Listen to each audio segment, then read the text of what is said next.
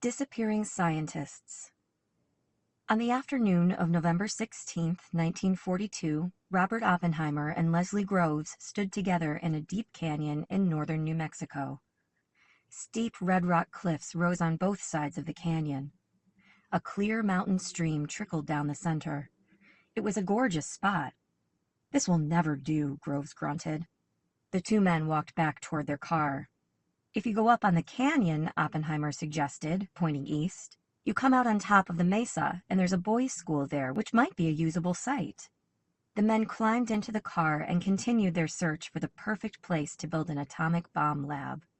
The site had to be remote so work could be kept secret, but it also had to be fairly close to railroad lines so people and equipment could quickly move in and out. And ideally, it would have some buildings already in place, so scientists could move right in and get to work.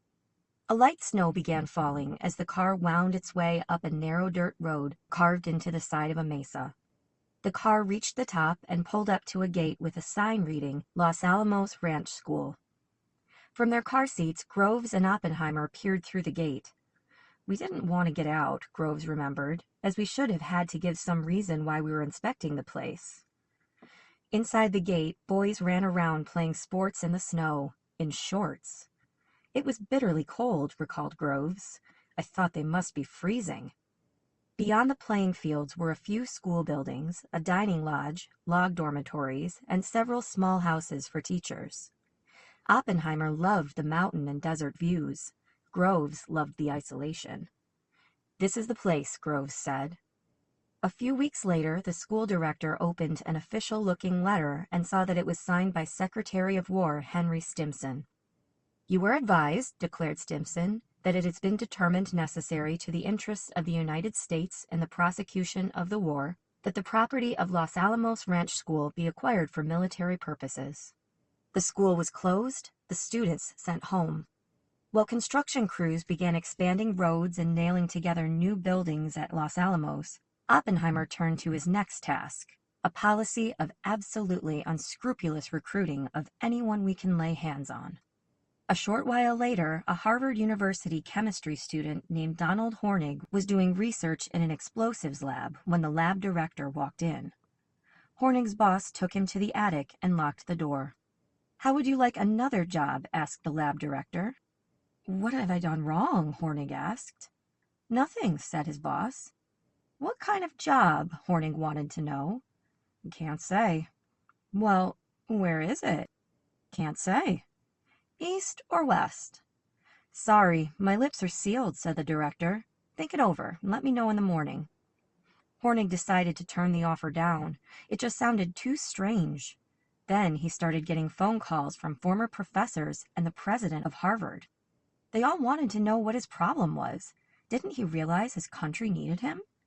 He took the job. Similar scenes were taking place at top universities all over the country. "People I knew well began to vanish, one after the other," Stanislav Ulam, a mathematician at University of Wisconsin, recalled. Then Ulam got a letter inviting him to join a project doing important war work in New Mexico. Suddenly, he knew where everyone had gone. "I accepted immediately with excitement and eagerness," he said. When the physicist Robert Marshank got a similar letter, he announced to his wife that they were leaving immediately. "What's it all about?" she asked. "I can tell you nothing about it," he replied. "We're going away, that's all." "At least tell me why we are going away," she demanded. He refused. Only when they were halfway across the country did she find out they were headed for the Southwest. Oppenheimer did a lot of the recruiting personally. "I traveled all over the country," he said, talking with people who had been working on one or another aspect of the atomic energy enterprise. It wasn't always easy to get them to sign up. The notion of disappearing into the New Mexico desert for an indeterminate period, he recalled, disturbed a good many scientists. And yet Oppenheimer's offer did have appeal. Almost everyone knew that if it were completed successfully and rapidly enough, it might determine the outcome of the war, he said. Almost everyone knew that this job would be part of history. This sense of excitement, of devotion, and of patriotism prevailed.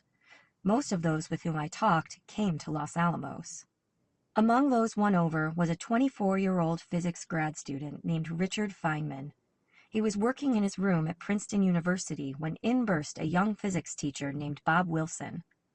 Wilson announced that he'd just been given a top-secret job.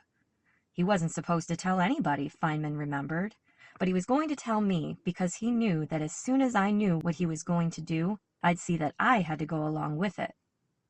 The work, Wilson explained, had to do with uranium and fission and a whole new kind of bomb.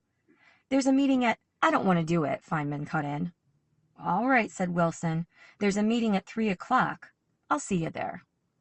Wilson turned and left. I went back to work, Feynman said, for about 3 minutes. Then he got up and started pacing, thinking about what little he knew about fission and the possibility of building atomic bombs. This would be a very, very powerful weapon, he said, which in the hands of Hitler and his crew would let them completely control the rest of the world. He decided to go to the meeting. Soon after, Richard Feynman disappeared from the Princeton campus.